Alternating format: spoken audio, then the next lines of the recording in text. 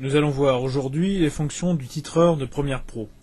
Donc, je dispose d'une interview sur laquelle je vais créer un bandeau, ici, semi-transparent, sur lequel je vais positionner le nom de la personne interviewée.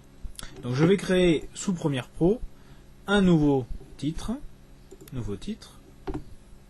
voilà, et je vois à l'intérieur de la fonction titrage l'image vidéo en fond d'écran que je peux afficher ou faire disparaître par cette fonction-là. Donc je vais, pour faire mon titrage, utiliser deux éléments. Le premier élément va être un bandeau que je vais fabriquer ici avec la fonction rectangle. Voilà qui est fait. Ce premier bandeau, je vais l'intégrer à l'intérieur du cadre de sécurité de la vidéo pour éviter que certains éléments ne disparaissent lors de la projection sur un téléviseur standard. Et je vais créer donc ce bandeau-là avec une transparence que je vais gérer ici, vous voyez, à l'intérieur de cette fenêtre, opacité, et je vais utiliser une opacité à seulement 30%. Voilà. Donc le bandeau est semi-transparent. Et ce bandeau, je vais le dissocier du titre de manière à pouvoir animer séparément le titre et le bandeau pour, par exemple, faire une animation avec le bandeau et faire apparaître le titre en fondu enchaîné. Je vais donc sauvegarder ce titrage qui intègre le bandeau, l'appeler bandeau 01, et une fois le bandeau enregistré, je vais tout simplement venir le déposer sur la timeline, l'ajuster, de manière à vérifier si son incrustation se réalise bien en transparence. Je vais maintenant créer un nouveau titre avec cette fois-ci le nom de cette personne interviewée. Vous voyez donc ici le bandeau semi-transparent qui apparaît. Je vais utiliser la fonction texte pour taper le nom de cette personne. Voilà. Et je vais pouvoir modifier la police de caractère et la manière dont va s'afficher le nom de cette personne. Donc ici, je retrouve toutes les caractéristiques de mon texte, notamment la police de caractère, avec toutes les polices qui s'affichent ici. Je peux aussi utiliser l'explorateur de police, ce qui me permet de visualiser en même temps la police de caractère et de l'appliquer sur mon titrage. Vous le voyez en temps réel. Je vais aussi avoir la gestion de la taille de la police, l'aspect, l'interlignage, l'approche, ainsi que la couleur de fond, l'opacité, les contours, l'ombre et tous les paramètres, la couleur de l'ombre, tous les paramètres qui vont déterminer la qualité de mon titrage.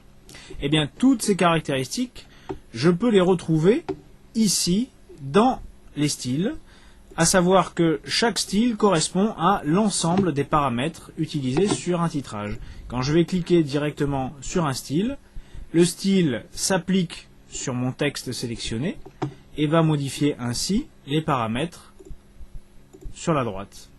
Je peux donc, à partir d'un style, créer mon propre style. Par exemple ici, je peux partir de ce style ici, venir modifier la police de caractère, la taille, ici par exemple, voilà, la taille du nom, voilà. Je peux venir modifier par exemple l'ombre, l'angle de l'ombre, vous voyez, voilà, et dire que ce style-là, avec ses caractéristiques, est mon propre style. Donc je vais pouvoir créer un nouveau style, que je vais appeler repère 01 style. Voilà qui est fait. Et lorsque je vais vouloir appliquer mon style, il me suffit d'appliquer ici le repère 01 pour avoir les caractéristiques que j'ai choisies. Je vais maintenant insérer un logo sur ce titrage. Insérer logo, ici logo 40, j'ouvre. Mon logo apparaît ici et je vais pouvoir le gérer, alors notamment ici dans la fenêtre transformation, son opacité, sa position, hauteur-largeur, sa rotation si je désire réaliser une rotation avec ce logo, ou tout simplement l'attraper et le positionner à l'endroit où je désire le mettre. Voilà qui est fait. Je vais pouvoir maintenant enregistrer ce titrage. Je l'ai appelé titre 01, j'enregistre et je vérifie sur ma timeline mon titre est par-dessus mon bandeau et que tout ça s'ajuste correctement. Titrage sur bandeau semi-transparent. Une fois que nos deux éléments, le bandeau et le titre, sont correctement déposés sur la timeline, nous allons maintenant animer ces deux éléments. Commençons par le bandeau. Alors je vais décaler légèrement le titrage puisque le bandeau va arriver en premier. Je clique sur le bandeau et je vais aller dans les options d'effet. À ce moment-là, je vais venir dans le menu trajectoire et je vais travailler sur la position de mon bandeau. Alors, la position de mon bandeau, en fait, comme vous le voyez ici, j'ai la séquence bandeau. Je vais utiliser 3 points clés. Le premier point clé sera au démarrage où le bandeau sera à l'extérieur de mon image. Donc je vais créer un point clé ici. Mon bandeau va apparaître sur 30% de la séquence et va venir en fait créer une nouvelle position stabilisée et va rester sur la même position tout le reste de la séquence. Donc je vais venir me positionner en fait au premier point clé et je vais sortir le bandeau de mon cadre d'image. Voilà qui est fait. Je devrais avoir donc au niveau de l'animation l'arrivée du bandeau et la stabilisation du bandeau puis l'arrivée du texte. Je vais donc faire arriver mon texte à l'endroit où mon bandeau se stabilise. Donc je viens ici positionner ma tête de lecture. Je positionne mon titrage ici.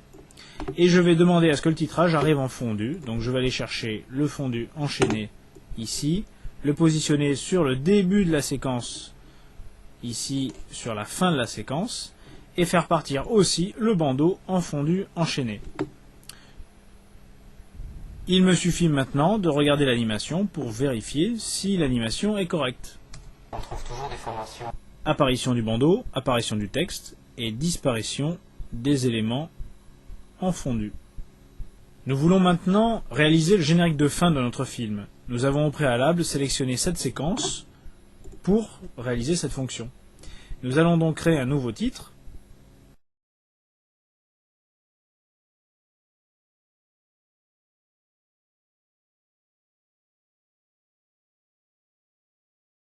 Et nous allons demander à Première un déroulement à la verticale. Je peux maintenant taper mon générique de fin, ici même. Pour aller plus vite, dans un traitement de texte, j'ai déjà tapé mon générique. Je vais donc faire un copier-coller, voilà qui est fait, et réduire quelque peu la taille des caractères pour qu'ils rentrent dans la largeur de ma vidéo. Voilà qui est fait, et je vérifie bien que tout mon texte apparaît bien. Je peux même utiliser, ici par exemple, une des sélections de style en modifiant la taille pour que tout rentre à l'intérieur. Voilà. Pour aligner ce texte du générique de fin, je vais utiliser la fonction tabulation de Première.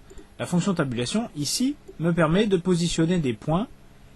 Alors par exemple, ici, cette fonction va me permettre de positionner le centrage de mon texte. Et si je vais ici sélectionner cette fonction-là, je vais pouvoir aligner à droite mon texte. Si je valide, il me suffit d'appuyer sur la touche tabulation une première fois pour que mon texte soit centré, une deuxième fois pour que mon texte soit aligné à droite. Et je vais faire de la même manière ici, ici. Je vais mettre copyright au centre et le reste au centre aussi de mon texte. Voilà mon texte aligné. Je vais maintenant demander à ce que le générique démarre au début en dehors de l'écran et finisse en dehors aussi de l'écran. Je valide et je vais enregistrer mon générique sous la forme générique 01. Une fois le générique enregistré, il apparaît ici et je vais le positionner sur ma timeline. Je vérifie bien que mon générique s'affiche correctement.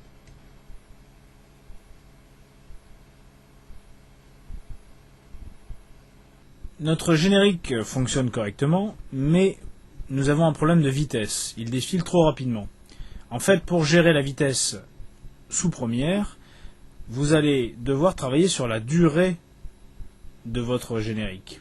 Donc si je raccourcis le générique va s'effectuer plus rapidement. Si j'allonge le générique, ce générique va s'effectuer plus lentement. Je peux directement taper une vitesse, ici 40% de la vitesse originale, ou directement une durée, par exemple 8 secondes. Ce que je fais ici et que je valide. Je vais aussi ajuster la durée de ma séquence vidéo qui me sert de support. Je visualise maintenant ma nouvelle vitesse. Voilà le nouveau générique. Les saccades sont dues simplement au système d'encodage du tutoriel.